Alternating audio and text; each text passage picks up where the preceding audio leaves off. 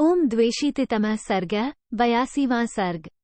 श्रीराम का अगस्त्य आश्रम से अयोध्यापुरी को लौटना। ऋषि का यह आदेश पाकर श्रीरामचंद्र जी संध्योपासना करने के लिए अप्सराओं से सेवित उस पवित्र सरोवर के तट पर गए। 1। वहां आचमन और सायंकाल की संध्योपासना करके श्रीराम ने पुनः महात्मा कुंभज के आश्रम में प्रवेश किया। 2। अगस्त्य जी ने उनके भोजन के लिए अनेक गुणों से युक्त कंद, मूल, जरावस्था को निवारण करने वाली दिव्य औषधि, पवित्र भात आदि वस्तुएं अर्पित की।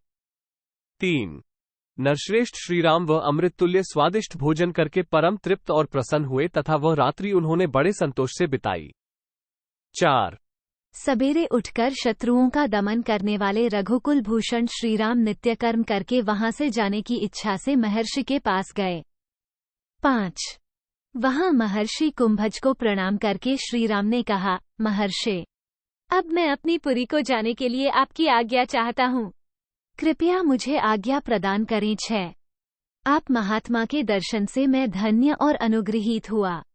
अब अपने आप को पवित्र करने के लिए फिर कभी आपके दर्शन की इच्छा से यहाँ आऊंगा। 7। श्री रामचंद्र जी के इस प्रकार अद्भुत वचन कहने पर धर्मचक्षु तपोधन अगस्त्य जी बड़े प्रसन्न हुए और उनसे बोले। 8। श्री राम, आपके ये सुंदर वचन बड़े अद्भुत हैं। रघुनंदन, समस्त प्राणियों को पवित्र करने वाले तो आप ही हैं। 9। श्री राम, जो कोई एक मुहूर्त के लिए भी आपका दर्शन पा जाते हैं वे पवित्र, स्वर्ग के अधिकारी तथा देवताओं के लिए भी पूजनीय हो जाते हैं। 10। इस भूतल पर जो प्राणी आपको क्रूर दृष्टि से देखते हैं वे यमराज के दंड से पीटे जाकर तत्काल नरक में गिरते हैं। 11।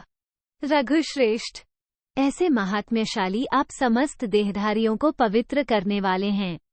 रघुनंदन, पृथ्वी पर जो लोग आपकी कथाएं कहते हैं वे सिद्धि प्राप्त कर लेते हैं।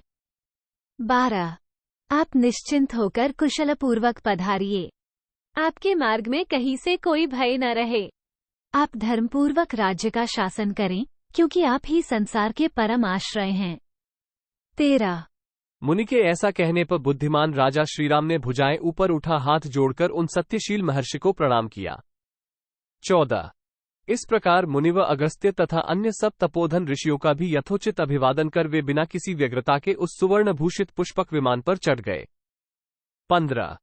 जैसे देवता सहस्रनेत्रधारी इंद्र की पूजा करते हैं उसी प्रकार जाते समय उन महेंद्र तुल्य तेजस्वी श्रीराम को ऋषि समूहों ने सब ओर से आशीर्वाद दिया। 16। उस सुवर्णभूषित पुष्पक विमान पर आकाश में स्थित हुए श्रीराम वर्षाकाल में मेघों के समीपवर्ती चंद्रमा के समान दिखाई देते थे।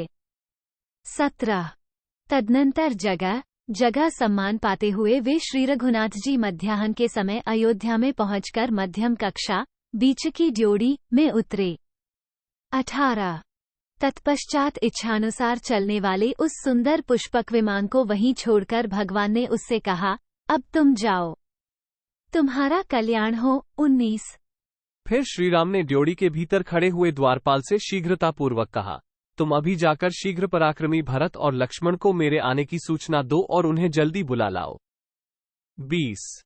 इत्यार्षे श्रीमद् रामायणे वाल्मीकि आदिकाव्ये उत्तरकांडे द्वेषितमः सर्ग 82। इस प्रकार श्री वाल्मीकि निर्मित आश्रामायण आदिकाव्य के उत्तरकांड में 82वां सर्ग पूरा हुआ। 82।